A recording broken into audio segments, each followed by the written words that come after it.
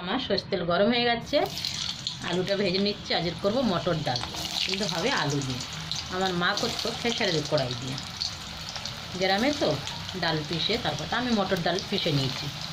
এবার দিয়ে দিলাম নুন, একটু হলুদ দেবো, তবে এটা হলুদ দেবো, একটু ভালো লাল লাল করে ভেজে নেবো, যেন হাফ সেদ্ধের মতনই হয়ে যায়। এটা এখন সাইডে রেখে দাও। এটা আবার ভাজতে সব খুব ভালো করে লাল লাল করে আমি মটরটা পিষে নিই।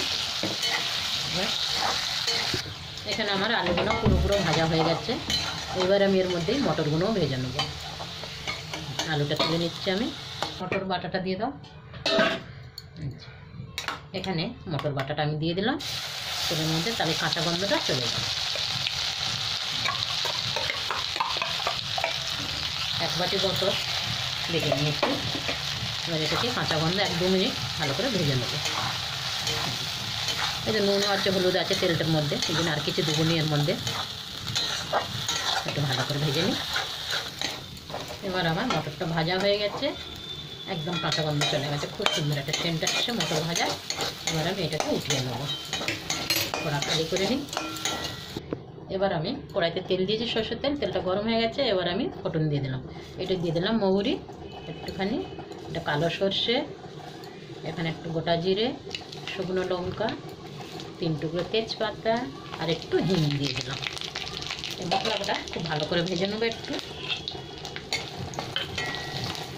সাথে দিয়ে দিলাম 2টো কাঁচা লঙ্কা, ভাজা হবে। গ্যাসটাকে মিডিয়াম করে দিলাম।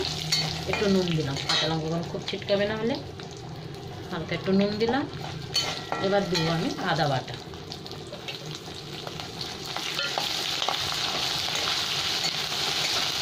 আদাটা ভালো করে ভেজে নেবো একটু। তারপরে আমি টমেটো দিয়ে দেবো।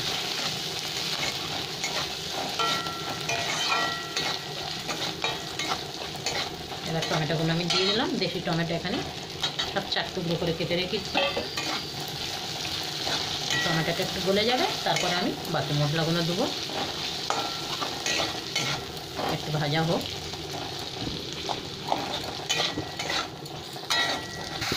এখানে আমার টমেটো গলে গেছে। এবার একটু মটর দিয়ে দিলাম, গোটা মটরটা। এটাও ভালো করে মশলার সাথে ভেজে নেবো।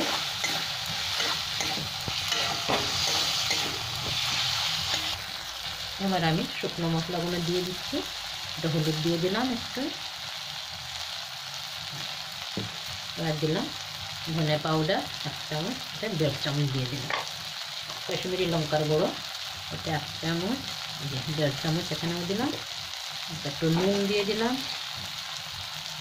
এটাকে খুব ভালো করে ভাজবো। সাথে আমি ধনে পাতা দিয়ে দিচ্ছি কুচি।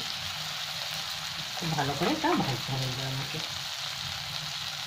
এত ভালো করে ভাজবো যাতে যেন তেলটা যেন খুব ভালো করে ছেড়ে যায় শুকনো মশলার থেকে। আমার সাথে জল লাগলে অল্প একটু জলও দেবো, কেন কি মশলা না পুড়ে যায়, একটু দেখতে হবে। খুব ভালো করে মশলাটা হয়ে গেছে। এবার আমি ভেজে রাখা আলুগুলো দিয়ে দিলাম, সাথে ভাজতে থাকবো। আর এবার মটরও দিয়ে দেবো। ভাজা মটরটা আমার একসাথে সবগুলো ভাজা হয়ে যাবে। এবার এটাকে 2-3 মিনিট আরও আমি ভেজে নেবো, নিয়ে জল দেবো।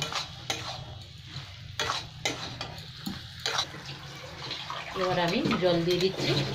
এই যে মটরের বাটিটা ধুয়ে জলটা দিয়ে দিলাম। সাথে একটু গরম জল আরও আছে, দিয়ে দিই। এইটা আবার খুব ভালো করে ফুটবে, তারপরে আমি গরম মশলাটা দেবো।